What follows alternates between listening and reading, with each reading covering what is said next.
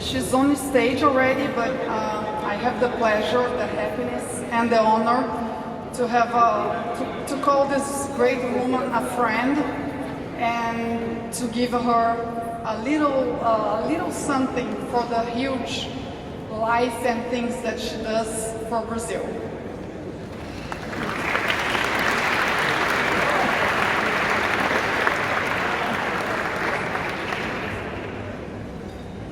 Good evening.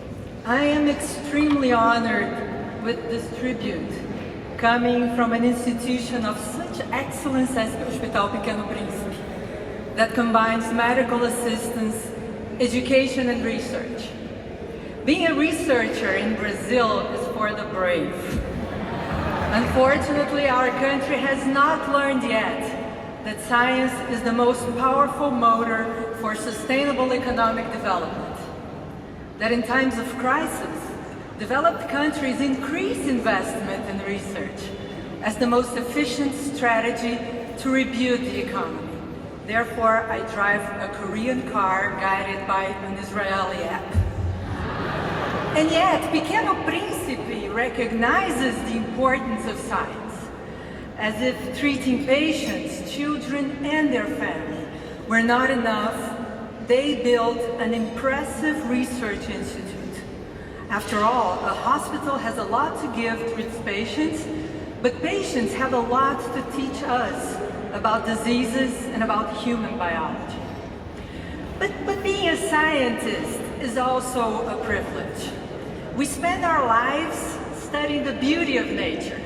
And for me, one of the most fascinating questions in science is how did that single cell that you once were gave rise to yourself? Think about this.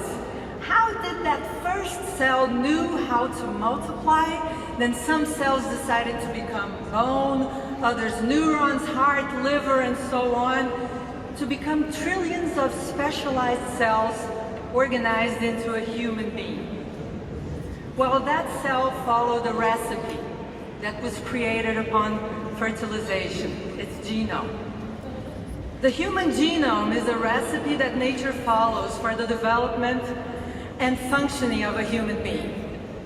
As we unravel the mysteries of the human genome, we will be able to improve human health more efficiently by activating good genes or inhibiting bad genes, by creating stem cells that can heal damaged organs, by one day enabling ourselves to regenerate parts of our body like a salamander does. I mean, the sky is the limit, and it's all written in the genome. So last year, I was invited to give a lecture at Pequeno Príncipe. It turned out that it was Pequeno Príncipe that gave me an incredible lecture. During my visit, I learned about generosity and excellence, humanity and professionalism. I learned that when there is a will, society can organize itself and look after the less fortunate with compassion and efficiency. An equal opportunity. This theme touches me deeply.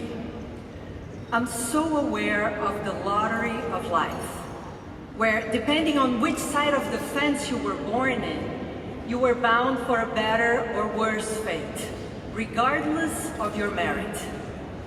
The lack of similar opportunities is perverse and condemns millions to misery. Pequeno Príncipe offers those on the other side of the fence the opportunity to be healthy.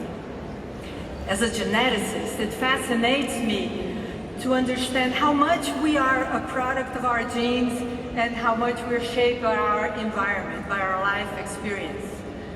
From hypertension to alcoholism and intelligence, what power do we have to change our history? Hospital Pequeno Príncipe is the testimony of this power. The power to remedy neglect and thus to build a better world. So thank you very, very much for this tribute.